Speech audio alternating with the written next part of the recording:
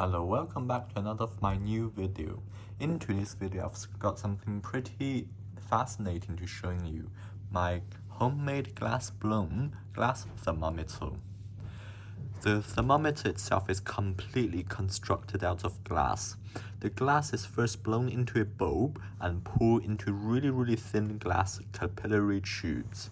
And the top here we also got something called expansion chamber, which allows the expanded liquid to fill out completely the bulb. But you don't want to fill it completely, or else the thermometer might shatter. The liquid inside of our thermometer is isopropyl alcohol and being put with some special fluorescent rhodamine dye. The rhodamine dye concentration in the thermometer is a little bit too high to completely fluoresce, so you might need to use a slightly lower concentration of the fluorescent dye. And this one as well is a glass thermometer I've made, but this time use the standardized triangle-shaped lensed prism glass capillary, which eventually can also blow a bulb, which I've blown here. You heat up the bulb and drop it into a solution of alcohol in order to pull up all the alcohol to fill the bulb, which you can use a vacuum pump to help you to fill it completely and get rid of the gas bubbles. And this one is an even better made glass thermometer, which you can see here. The glass thermometer here, the capillary is extremely thin. So if I hold on to the bulb of the thermometer, you will see the liquid start rising pretty fast. Because the capillary is so small, whilst the bulb is also quite large, which allows a lot of expansions inside the thermometer. This makes this thermometer even more accurate. Even though the capillary on this thermometer is even thinner, at the top of the thermometer, there's still an expansion chamber, which is a tiny little glass bubble. You can tell the difference of my homemade thermometer to a conventional standardized thermometer, which shows here. This thermometer uses a really deep red paraffin, which with dyes. The paraffin probably has an even better linearities with thermal expansion. With such a thermometer, you probably need to calibrate with a gas thermometer or a standardized thermometer. And accuracy of this thermometer is good enough for general measurements for room temperatures as well as for some hot water bath. You probably want to immerse the entire thermometer into the bath, since the glass capillary is also quite large as well. So the expansion of the thermometer inside the glass capillary can also impact the overall expansion, but it's just too minimal compared to the volume of the capillary to the volume of the glass bulb. Maybe this section as well, so this section of the capillary is still quite large. This thermometer is completely sealed in a glass. It's called hermetic seals. So this thermometer will last hundreds of years with no problem.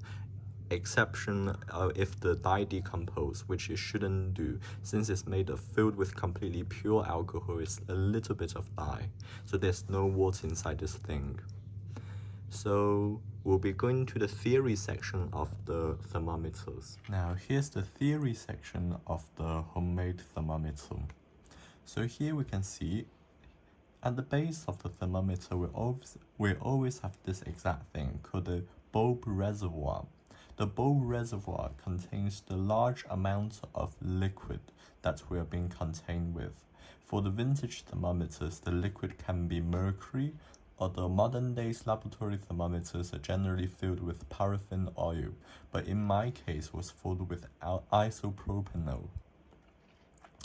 Connected to the bulb reservoir are something called a capillary tube. Capillary tubes are really thin, thus they have a really small volume, so the tiny amounts of expansion can thus be measured by the capillary tube. The accuracy of the thermometer can also be dependent on the evenness of the capillary. So here we can see the liquid here inside capillary is called the liquid column. Above the liquid column, you want to read just at the meniscus line of the liquid, but for a lot of thermometers, it's just too small to see the meniscus, so you just read the line where you see the color ends at. which give you the percentage of uncertainties in your measurements. Above the capillary, here is something called an expansion chamber.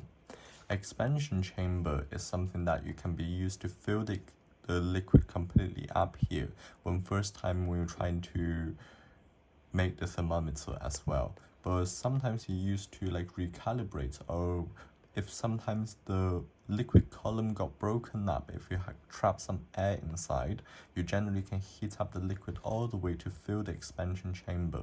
That generally get rid of the air bubbles left in the column. If without this expansion chamber, then you probably will have to use the gravity method by using centrifugal force, by trapping the thermometer on a string or something, or a centrifuge, and swing it really fast. This causes the liquid to separate from the air. So here for the working is pretty simple here.